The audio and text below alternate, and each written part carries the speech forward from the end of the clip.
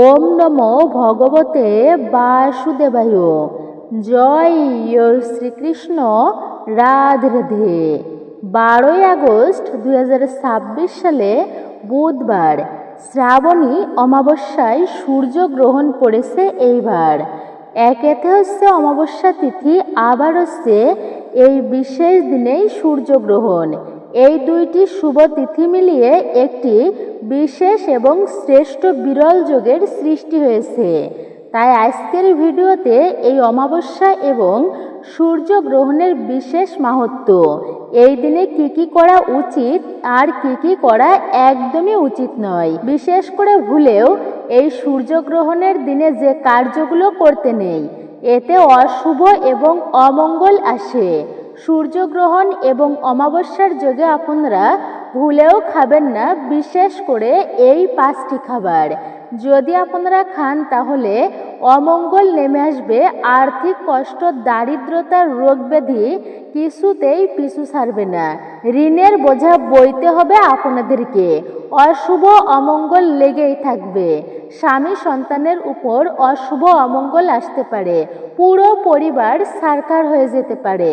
তাই অবশ্যই ধৈর্য ধরে আপনারা আজকের এই ভিডিওটি মনোযোগ সহকারে শ্রবণ করবেন। অমাবস্যা এবং সূর্যগ্রহণের বিশেষ মাহাত্ম্য জেনে নেবেন। শ্রাবণী অমাবস্যা অত্যন্তই কিন্তু গুরুত্বপূর্ণ। সূর্যগ্রহণ আবার পড়েছে, তাই যদি আজকের এই বিষয়গুলো জেনে আপনার ভালো লেগে থাকে আর আপনি যদি সমৃদ্ধ হয়ে থাকেন, তাহলে অবশ্যই বিনীত অনুরোধ করব ভিডিওতে একটি লাইক করবেন আর কমেন্টে অবশ্যই ভক্তি ও ভালোবাসার সহিত জয় শ্রীকৃষ্ণের জয়, জয় লক্ষ্মীনারায়ণের জয় অথবা আপনার গুরুদেবের নামটি একটি বারের জন্য হলেও লিখে জানাবার জন্য বিনীত অনুরোধ রইল। আর আপনি যদি আমাদের চ্যানেলের নতুন দর্শক হয়ে থাকেন তাহলে অবশ্যই চ্যানেলটি সাবস্ক্রাইব করবেন, পাশে থাকা নোটিফিকেশন বেল আইকনটি অল করে দিবেন। একজন সনাতনী বোনকে আপনারা সাপোর্ট করবেন আমি আশা রাখছি। নমস্কার, আমি দীপা। দেশ ও দেশের বাইরে থেকে যে সকল দর্শকেরা এই মুহূর্তে ভিডিওটি অন করেছেন বা দেখতেছেন, আপনাদের স্বাগত জানাই রায় কিশোরী দীপা তথা সনাতন ধর্মীয় তথ্যমূলক চ্যানেলে। মনোযোগ সহকারে শুরু থেকে শেষ পর্যন্ত ভিডিওটি একদমই স্কিপ করে নয়, আপনারা অবশ্যই শ্রবণ করুন। আশা করছি উপকৃত ও সমৃদ্ধ হবেন। অমাবস্যাকে অনেকেই কিন্তু ভয় পায়, অনেকেই এটিকে অশুভ তিথি বলেই জানে, কিন্তু এই দিনে সাধনার জন্য একটি শ্রেষ্ঠ সময় হচ্ছে এই দিনটি। যদিও সেই সাথেই পড়েছে সূর্যগ্রহণ বা চন্দ্রগ্রহণ যোগ হয়, তবে সেটি আরও কিন্তু মাহাত্ম্যপূর্ণ হয়। বিশেষ করে নদীতে যে জোয়ার ভাটার মতো জীবনীতেও কিন্তু জোয়ার ভাটা আসে প্রত্যেকের। এই পূর্ণিমার দিনে জীবন প্রবাহ ঊর্ধ্বমুখে থাকে আর অমাবস্যার সময় জীবন প্রবাহ নিম্নমুখে থাকে। তাই তো অমাবস্যা তিথি এত গুরুত্বপূর্ণ এবং তন্ত্রশাস্ত্র মতে অনেক তান্ত্রিকেরা এই অমাবস্যা তিথিতে ভক্তি ভরে সাধনা করে থাকেন। কেননা এই অমাবস্যায় সাধনা করলে সেই তন্ত্র সিদ্ধ তাড়াতাড়ি পর্যন্ত হয়ে যায়, পূর্ণ হয় সেই তন্ত্র সিদ্ধ। এই জন্য বারের থেকে তিথির গুরুত্ব অনেক বেশি, তিথির থেকে আবার নক্ষত্রের গুরুত্ব আরও বেশি। বিশেষ করে এই অমাবস্যা তিথি সূর্যগ্রহণ এতই গুরুত্বপূর্ণ, কেননা চন্দ্রের কক্ষপথের কারণে আবার ঋতু পরিবর্তন হয়, নদীতে জোয়ার ভাটা আসে এবং আমাদের জীবনীতেও বিশাল এক পরিবর্তন আসে। তাই তো সেই অমাবস্যা তিথি অত্যন্তই গুরুত্বপূর্ণ এবং শ্রেষ্ঠ দিন। পাশাপাশি এই যে সূর্যগ্রহণ, আচ্ছা সূর্যগ্রহণ কেন এত গুরুত্বপূর্ণ? গ্রহণের সময় আমাদের বিশেষ কিছু নিয়ম পালন করা উচিত, বিশেষ করে গর্ভবতী মায়েদের, আবার আমাদের প্রত্যেকেরই। অনেকেই বলে এগুলো আমরা তো মানি না, কিন্তু এগুলো বিজ্ঞানের সাথে গ্রহণের একটা বিশেষ সংযোগ রয়েছে বা সম্পর্কও রয়েছে। এই গ্রহণের সময়ে কিছু কিছু কাজ করা কখনো কিন্তু ভুলেও উচিত নয়। আমরা গ্রহণের সময়সূচি, তারপরে এই পূর্ণ অমাবস্যা তিথির সময়সূচি আমরা তা জানতে পারবো এই ভিডিওটির মাধ্যমে। তবে মূলত এই গ্রহণের সময়ে আমাদের বিশেষ কিছু নিয়ম অবশ্যই পালন করা উচিত, বিশেষ করে যে কোনো গ্রহণে। এই যে সূর্যগ্রহণের সময়ে সূর্যকে গ্রাস করে এবং এই সময় অন্ধকার মানে চতুর্দিক সেই ঠিকভাবে আলো পর্যন্ত পড়ে না।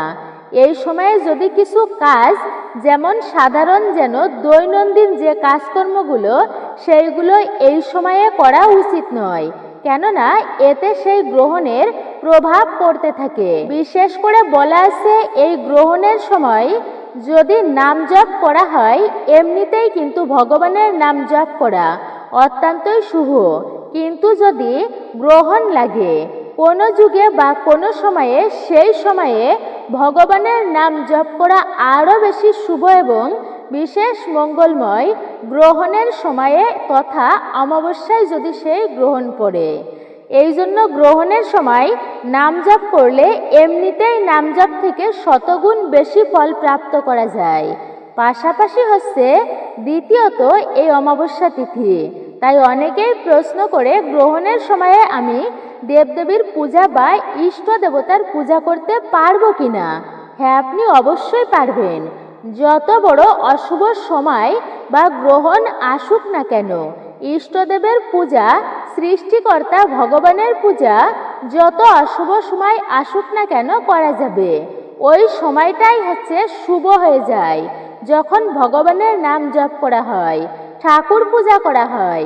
এই জন্য এই কথাটা ভুল যে গ্রহণে ঠাকুর পূজা করা যাবে না, অবশ্যই করা যাবে। বরঞ্চ ওই সময় ঠাকুর পূজা আরো বেশি শুভ।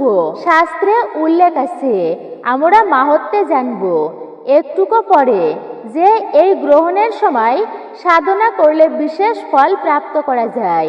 এই জন্যই তো গ্রহণ এত গুরুত্বপূর্ণ।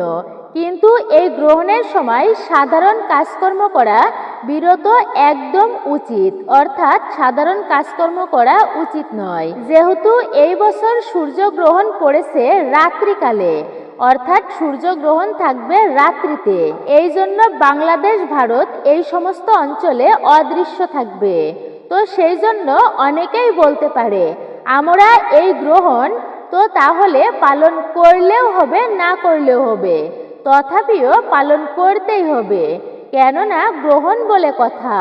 ইউরোপ, আমেরিকা ওই সমস্ত দেশে এই জায়গায় হচ্ছে গ্রহণ থাকবে দৃশ্যমান, কিন্তু আমাদের দেশে অদৃশ্য থাকবে। হলেও এখন একটা কথা অনেকেই প্রশ্ন করতে পারেন, যেহেতু রাত্রিকালে পড়েছে আর গ্রহণের সময় কিন্তু ঘুমানো উচিত নয়, তাহলে রাত্রে আমরা ঘুমাতে পারবো কিনা? হ্যাঁ, ঘুমাতে পারবেন, কিন্তু হাত পা আপনারা সোজা করে ঘুমাবেন, অর্থাৎ সোজা করে ঘুমানো উচিত। অনেক সময় এমনও বলা হয় যে গ্রহণের সময় বিশেষ করে গর্ভবতী মায়েরা যদি বাঁকা হয়ে ঘুমায় তাহলে পেটের বাচ্চা ওই রকম অটিস্টিক বা বিশেষ চাহিদা সম্পূর্ণ হওয়ার সম্ভাবনা থাকে। এই জন্য গর্ভবতী মায়েদের বিশেষ করে একটুকু বিশেষভাবে সাবধানতা অবলম্বন করা উচিত। ঘুমানোর সময় যেন হাত পাগুলো সরিয়ে ঘুমানো হয়। বিশেষ করে গ্রহণে খাবার খাওয়া উচিত নয়। গ্রহণের সময় খাবার খাওয়া একদমই কিন্তু উচিত নয়। খাবার খাওয়া বা গ্রহণের রান্না করা খাবার পরে গ্রহণ করতে নেই, অর্থাৎ গ্রহণের সময় আপনি যে খাবারটা রান্না করেছেন সেটিও কিন্তু খেতে নেই বা গ্রহণের সময় ভুলেও রান্না করতে নেই। এই বিষয়টা আপনারা খেয়াল রাখবেন। খাবার খাওয়ার সঙ্গে গ্রহণের একটা বিশেষ যোগ রয়েছে, যারা তা পালন করতে না পারে তাদের ক্ষেত্রে বলছি না, কিন্তু সনাতন শাস্ত্রের নিয়ম অনুযায়ী গ্রহণের সময় খাবার আদি এগুলি গ্রহণ করতে নেই, তাহলে গ্রহণের সেই অশুভ প্রভাব পড়তে থাকে ব্যক্তিদের জীবনে। পাশাপাশি আর একটা বিষয়, বিশেষ করে আপনারা গর্ভবতী মায়েরা এই সময় আপনারা বাইরে ঘোরাঘুরি করবেন না। ছুরি, দা, বটি, ধারালো জিনিসপত্র আপনারা কেউই এই সময়ে ধরবেন না। বিশেষ করে এই বিষয়গুলো মনে রাখবেন। সেই সঙ্গে অনেকেই প্রশ্ন করেন যে গ্রহণের সময় জল খাওয়া যাবে কিনা বা জলপান করা যাবে কিনা। সেই ক্ষেত্রে আপনাদেরকে বলি অবশ্যই জল খাওয়া যাবে, যদিও খাবার খাওয়া উচিত নয়, তারপরেও জল আপনি খেতে পারবেন, কেননা জলেরই অপর নাম জীবন। আমাদের জল খেয়ে বাঁচতে হবে। তো সেক্ষেত্রে আপনি নর্মালি জল আদি পান করতে পারেন, অর্থাৎ সাধারণ জল পান করবেন, কেননা এই সময় অনেকের জল পিপাসা পেতে পারে, তবে উচিত নয় কিন্তু গ্রহণের সময় জল পর্যন্ত পান করা। যদি কেউ কষ্ট করে থাকতে পারে সেটা অবশ্যই ভালো, তবে আপনারা থাকবেন। সেই সঙ্গে এই সময় দান করা কিন্তু অত্যন্তই শুভ। অমাবস্যা তিথি গ্রহণ শুরু হবে সন্ধ্যাকালে, কিন্তু এই অমাবস্যায় যে কোনো জিনিস দান করা বা ইষ্ট পূজা করা সর্বমঙ্গলময়। শ্রাবণ মাস মহাদেবের মাস, আর এই শ্রাবণ মাসের অমাবস্যার বিশেষ গুরুত্ব রয়েছে। বিশেষ করে এই শ্রাবণ অমাবস্যার সময় বাড়িতে আপনারা ভগবান শ্রীহরি বিষ্ণু এবং মা লক্ষ্মীর পূজা অর্চনা করতে পারেন। এতেও দারিদ্রতা এবং অশুভ অমঙ্গল দূরীভূত হয়।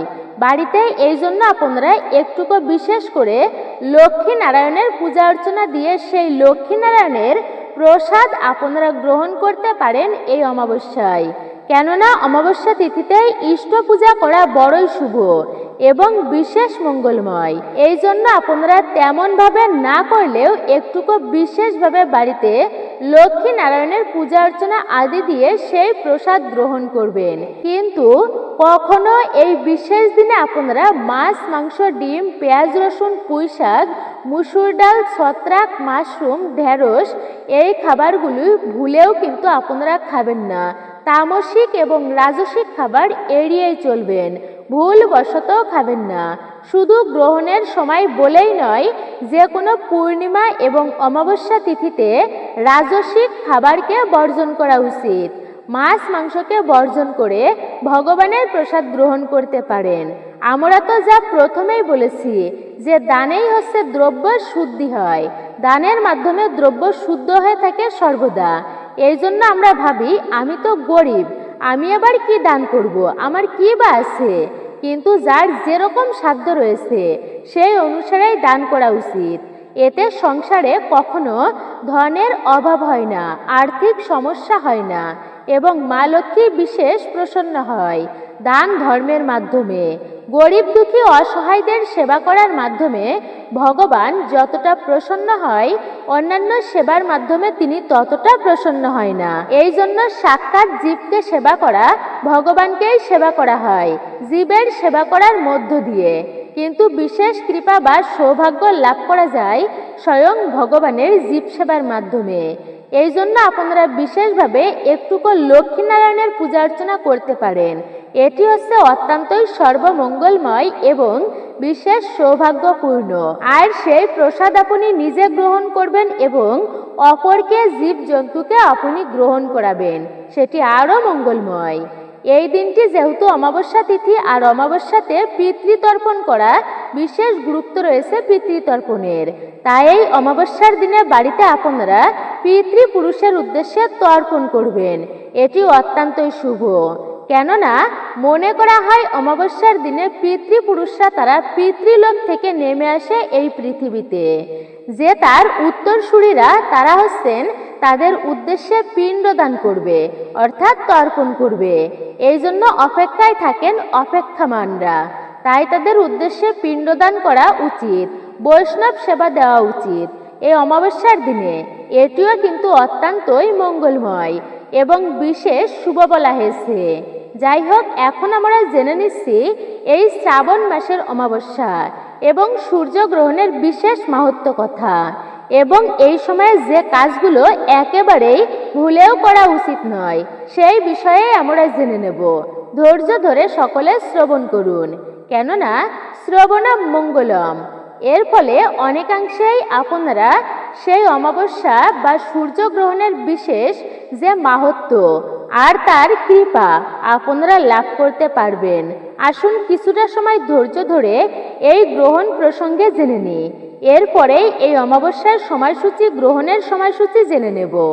শ্রাবণ মাসের অমাবস্যা শ্রাবণী অমাবস্যা নামেই পরিচিত। হিন্দু ধর্মে অত্যন্তই পবিত্র বলেই মনে করা হয়। এই তিথিতে যদি সূর্যগ্রহণের যোগ ঘটে তবে ধর্মশাস্ত্র অনুযায়ী তা পুণ্যফল বহুগুণ বৃদ্ধি পায়। পুরাণে বলা হয়েছে গ্রহণকালে সাধনার সাধারণ সময়ের তুলনায় অধিক তপস্যাময় বা ঈশ্বর স্মরণের বিশেষ সময় হচ্ছে এটি। বিশেষ ফল পাওয়া যায় এই সময়ে। এই সময়ে জপ, ধ্যান, স্তোত্র পাঠ, দান ও স্নান বিশেষ ফলদায়ক বলেই বিবেচিত। শ্রাবণ মাস ভগবান শিবের অতি প্রিয় মাস। এই মাসে প্রতিটি সোমবার, প্রদোষ, অমাবস্যা ও পূর্ণিমায় বিশেষ গুরুত্ব রয়েছে এগুলির। অমাবস্যা তিথি পিতৃপুরুষদের স্মরণ, তীর্থযাত্রা, তিল তর্পণ, দান ও ভগবানের উপাসনার জন্য অত্যন্তই শুভ বলে শাস্ত্রে বর্ণিত আছে। পুরাণে বলা হয়েছে তপস্যা হলো আত্মশুদ্ধি ও পাপ ক্ষয়ের বিশেষ তিথি। এই দিনে ভক্তি ভরে ঈশ্বরের নাম জপ করলে পূর্ব জীবনের আশীর্বাদ লাভ করা যায় এবং এই দিনে ভক্তি ভরে ঈশ্বরের নাম জপ করলে পূর্বপুরুষদের আশীর্বাদ লাভ করা হয় এবং সংসারে নানান বাধা বিঘ্নতা দূরীভূত হতে থাকে। শ্রাবণ মাসে শিব ও বিষ্ণু উভয়ের আরাধনা বিশেষ ফলপ্রদ। হিন্দু শাস্ত্রে সূর্যগ্রহণকে শুধু একটি জ্যোতির্বিজ্ঞানিক ঘটনা হিসেবেই নয়, বরং এক বিশেষ আধ্যাত্মিক সময় হিসাবেও দেখা হয়ে থাকে। পুরাণে রাহু এবং কেতুর কাহিনীর মাধ্যমে গ্রহণের উল্লেখ রয়েছে। বিশ্বাস করা হয় গ্রহণকালে প্রকৃতি সূক্ষ্ম শক্তির পরিবর্তন ঘটে এবং এই সময়ে ঈশ্বরের নাম জপ করলে বহু গুণ বেশি পুণ্য লাভ করা যায়।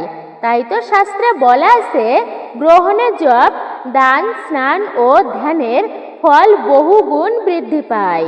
অর্থাৎ সাধারণ দিনে যে জপ বা দান করলে যে ফল পাওয়া যায়, কিন্তু গ্রহণকালে বা অমাবস্যা তিথিতে একই সাধনায় বহু গুণ মানে অধিক ফল লাভ হয় বলেই ধর্মশাস্ত্র গ্রন্থে বর্ণিত।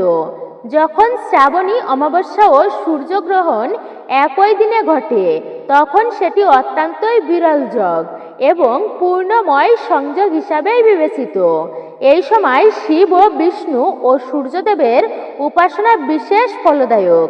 গায়ত্রী মন্ত্র, মহামৃত্যুঞ্জয় মন্ত্র, ওম নমঃ শিবায় এই সমস্ত মন্ত্র জপ করা অত্যন্তই শুভ। পূর্বপুরুষদের উদ্দেশ্যে প্রার্থনা ও তিল তর্পণ করলে পিতৃকৃপা লাভ হয়। দরিদ্র ব্যক্তি ব্রাহ্মণদেরকে, গরু ও অভাবী মানুষকে দান করলে মহাপুণ্য অর্জিত হয়। এবং গ্রহণ শুরুর আগে কি করা উচিত? গ্রহণ শুরুর আগে স্নান করা এবং পরিষ্কার পরিধান বস্ত্র পরিধান করা উচিত। মন্ত্র জপ করা, যেমন ওম নমঃ শিবায়, মহামৃত্যুঞ্জয় মন্ত্র, গায়ত্রী মন্ত্র জপ করতে পারেন, শ্রী বিষ্ণুর মন্ত্র জপ করতে পারেন, অথবা আদিত্য হৃদয় সূর্য স্তোত্র মন্ত্র আপনারা জপ করতে পারেন, অথবা ওম নমঃ ভগবতে বাসুদেবায় এই মন্ত্রটিও জপ করতে পারেন। ধ্যান ও প্রার্থনা করা উচিত।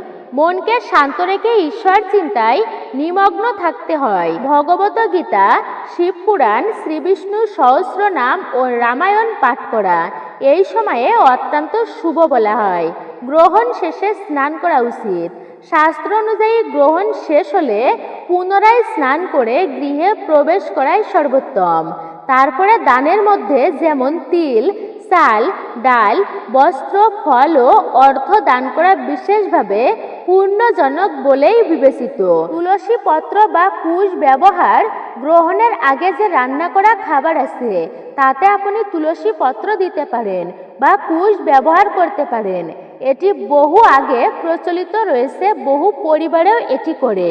এবং গ্রহণের সময় যে কার্যগুলো ভুলেও করতে নেই। অপ্রয়োজনীয়ভাবে আহার করা থেকে বিরত থাকা উচিত। তবে শিশু, বয়স্ক বা অসুস্থ ব্যক্তি ও গর্ভবতী নারীদের ক্ষেত্রে এই নিয়ম প্রযোজ্য নয়। তাদের শাস্ত্রের প্রয়োজনে অগ্রাধিকার। তবে গ্রহণে কষ্ট করে হলেও খাবারটাকে বর্জন করে চলাই উচিত। নতুন রান্না না করাই শাস্ত্রীয় প্রথা। গ্রহণের সময় রান্না করতে নেই। অকারণে ঘুমানো, ঝগড়া বিবাদ, মিথ্যা কথা বলা, রাগ থেকে বিরত থাকা অবশ্যই উচিত। চুল দাড়ি নখ কাটা এবং অশুভ কাজ থেকে শুরু করে শুভ কাজ পর্যন্ত না করার পরামর্শ দেওয়া হয়েছে গ্রহণ চলাকালীন। মনকে শান্ত করা অবশ্যই উচিত, অশান্ত করা উচিত নয়। এমন কোনো কাজ করা এই সময়ে উচিত নয়। মনকে সংযত রেখে ভগবানের বিশেষ সাধনা করা উচিত। গর্ভবতী মায়েদের জন্য বিশেষ সাবধানতা। লোকাচারে গ্রহণের সময়ে গর্ভবতী নারীদের জন্য নানান বিধিনিষেধ প্রচলিত আছে। তবে আধুনিক চিকিৎসা বিজ্ঞানে সূর্যগ্রহণের কারণে গর্ভবতী শিশুর ক্ষতির কোনো বৈজ্ঞানিক প্রমাণ কোথাও আবার পাওয়া যায়, আবার কোথাও পাওয়া যায় না। তাই ধর্মীয় বিশ্বাস পালন করতে চাইলে অবশ্যই আপনারা এই বিষয়টি মেনেই চলবেন। তবে বৈজ্ঞানিক মতে কিন্তু কোথাও বিশেষ করে এমন কোনো প্রমাণ নেই। ধর্মীয় মতে আছে। গর্ভবতী মায়েরা বিশেষ করে কিন্তু আতঙ্কিত হবার কোনো প্রয়োজন নেই। গ্রহণ সরাসরি দেখতে হলে অবশ্যই নিরাপদ সৌরদর্শন চশমা ব্যবহার করতে হবে এবং এই গ্রহণ শেষে স্নান করা উচিত। দেবতাদের পূজা করা পরিষ্কার পরিচ্ছন্ন বস্ত্র পরানো উচিত, বা আপনারা পূজা অর্চনা করে পরিষ্কার পরিচ্ছন্ন বস্ত্র পরিধান করবেন। দান ও দক্ষিণা প্রদান করা অত্যন্তই শুভ। তারপরে প্রসাদ গ্রহণ করা উচিত। পরিবার সহ ঈশ্বরের কাছে বিশেষভাবে প্রার্থনা করতে হয়। তো এইভাবে করে গ্রহণ পালন করতে হয়। এবং শ্রাবণী অমাবস্যা নিজেই এক মহাপবিত্র বিশেষ তিথি। এর সঙ্গে সূর্যগ্রহণের সংযোগ হলে ধর্মীয় বিশ্বাস অনুযায়ী এটি সাধনা, আত্মশুদ্ধি, জপ, ধ্যান ও দানের এক বিশেষ সুযোগ হিসাবেই বিবেচিত হয়। তবে মনে রাখা উচিত, গ্রহণের আধ্যাত্মিক মাহাত্ম্য, বিশ্বাস এবং শাস্ত্রীয় পরম্পরায় বিষয়। আর সূর্যগ্রহণ একটি স্বাভাবিক জ্যোতির্বিজ্ঞানিক ঘটনাও বটে। তাই ভক্তি, সংযম এবং সদাচরণের সঙ্গে শাস্ত্রসম্মত আচার পালন করুন। একই সঙ্গে বৈজ্ঞানিক সতর্কতাও মেনে চলুন।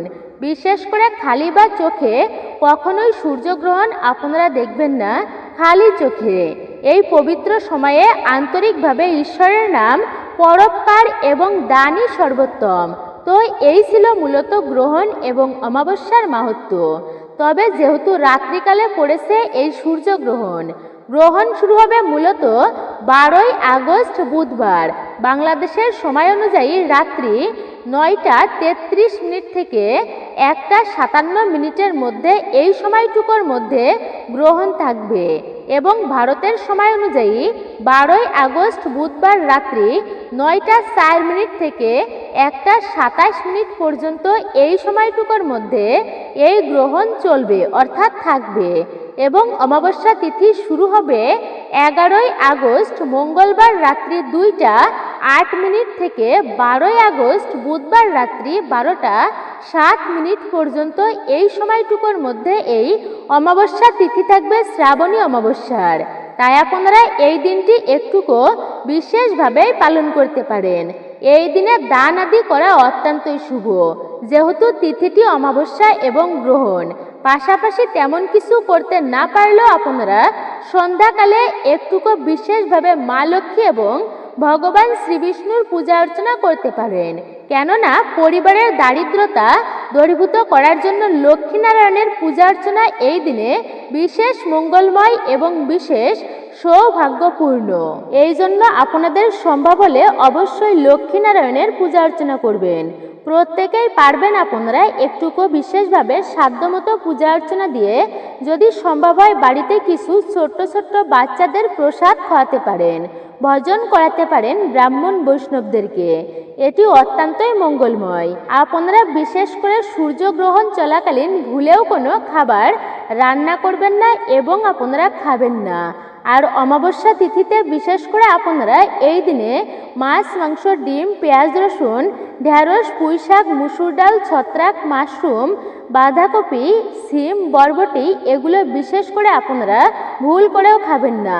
তেতো জাতীয় কোনো খাবার মুখেও তুলবেন না। পোড়া জাতীয় কোনো খাবার আপনারা খাবেন না। রুটি পোড়া, টমেটো পোড়া, সবজি পোড়া, অনেকেই সবজি পুড়িয়ে খেতে পছন্দ করেন, কিন্তু এই বিশেষ দিনে আপনারা কোনো প্রকার সবজি পুড়িয়ে খাবেন না। বিষয়টা অবশ্যই মনে রাখবেন। অশুভ গ্রহের দোষ লাগবে আপনাদের জীবনে, ভালো কিছু কখনোই আপনারা করতে পারবেন না। সারা জীবন রোগে ভুগবেন, অসুস্থ হয়েই থাকবেন এবং সংসারে দারিদ্রতা প্রবেশ করবে। তাই নিয়ম মেনে অবশ্যই দিনটি অতিবাহিত করবেন। এই বিশেষ দিনে আপনারা তুলসী পত্র ভুলেও কিন্তু তুলবেন না, গ্রহণ এবং অমাবস্যা। তাই মনে রাখবেন তুলসী পত্র ভুলেও তুলতে নেই, এমনকি তুলসী গাছেও আপনারা স্পর্শ করবেন না। আপনারা আগের দিন তুলসী পত্র তুলে রেখে পূজা অর্চনা করতে পারেন এই বিশেষ দিনে। মূলত এটাই ছিল আমাদের আজকের ভিডিওটি আপনার কাছে কেমন লেগেছে মূল্যবান মতামত জানাতে একদমই ভুলবেন না। আর আপনি যদি আমাদের চ্যানেলের নতুন দর্শক হয়ে থাকেন, বিনীত অনুরোধ করব চ্যানেলটি অবশ্যই সাবস্ক্রাইব করুন, পাশে থাকার নোটিফিকেশন বেল আইকনটি অল করে দিন। একজন সনাতনী বোনকে আপনারা সাপোর্ট করবেন ধর্মীয় যাত্রায়, আমি আশা রাখছি। সকলে ভালো থাকুন, সুস্থ থাকুন, পরম করুণাময় ঈশ্বরের অশেষ কৃপায়। আবারও আপনাদের সাথে কথা হবে নতুন কোনো ভিডিওর প্রসঙ্গে।